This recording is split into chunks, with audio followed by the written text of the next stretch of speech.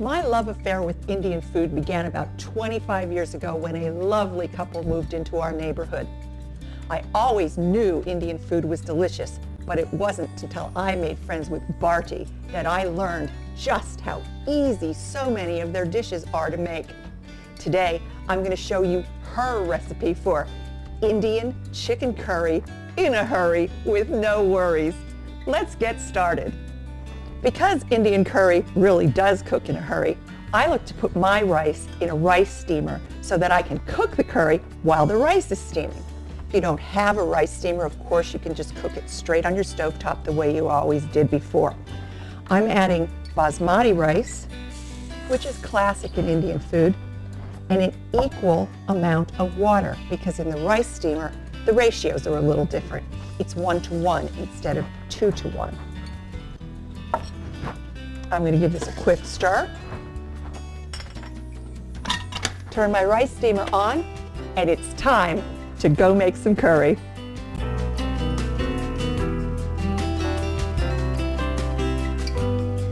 The rice is steaming, and in a large wide-bottom skillet, I've chopped and placed a 1.5 cups of onion, 2 tablespoons of fresh garlic, and 2 tablespoons of fresh ginger.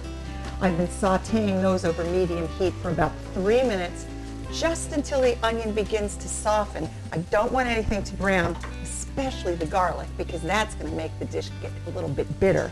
Now I'm going to add my spices. And the only thing special you need to have to make this dish Indian is either garam masala or Madras curry powder, or both. I'm adding both today. Garam masala is the Indian version, or the Indian spice blend, of our Western Madras curry powder.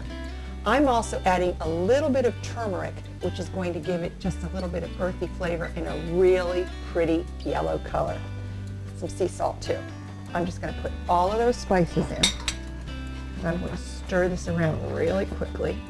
And you want your heat to be turned off so that the spices don't burn. But you can see how quickly this pretty yellow color, yellow orangey color, is starting to come up on the bottom of the pan. The oil I've used, I used some peanut oil today, and you can use any type of vegetable oil, coconut oil, sunflower oil. The only oil you can't use for making an Indian curry is olive oil. Okay, that's all stirred together. Now I'm going to add 2 pounds of diced chicken. I'm using boneless skinless thighs because I really like the rich, deep flavor of the thigh meat in this. You can absolutely use white meat chicken. Now I'm going to turn my heat back up to medium-high, and I'm going to cook this chicken till it's partially cooked through, just losing its pink color and starting to firm up. And that's going to take me about 6 minutes.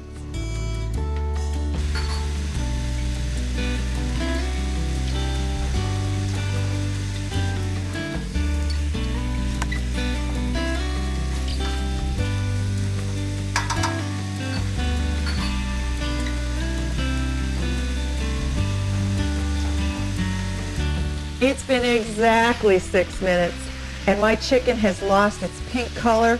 It's just firm. It's partially cooked through, which is exactly where I want it.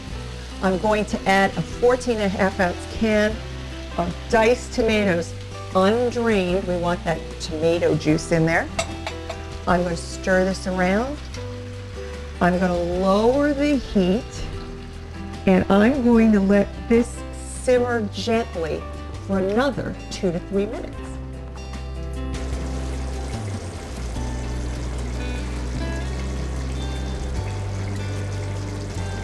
We've simmered for 3 minutes with the tomatoes added to our chicken mixture, and now it's time to add our cream, our coconut milk, our almond milk, our yogurt, or paneer, which is a soft cheese. Curries, well, let me back up a little bit. Curry, C-A-R-I, is the Southern Indian word for sauce. So what curry really means is the ingredients are cooked in sauce. And in India, the creamers are used as a substitution for water, not a thickener. So curries aren't classically really thick dishes. They're just using the creamer instead of water. And I'm adding a cup of cream to this. If I were making this dish with lamb, I might add yogurt, and if I were making this dish with shrimp, I'd probably add coconut milk because those are the flavors I like. I'm going to bring this to a real gentle simmer, and I'm going to let this cook for another 3 minutes, and it's time to eat.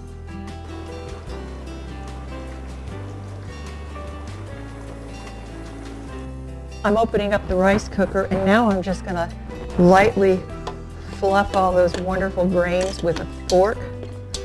Oh, it smells wonderful. Basmati is such a fragrant rice. Wonderful. Beautiful. If you love Indian food, you already know how delicious this meal is. If you've never tried Indian food, this rich, silky, mildly spiced, easy to make, classic curry is the recipe for you. For these and all of my recipes, just go to my website.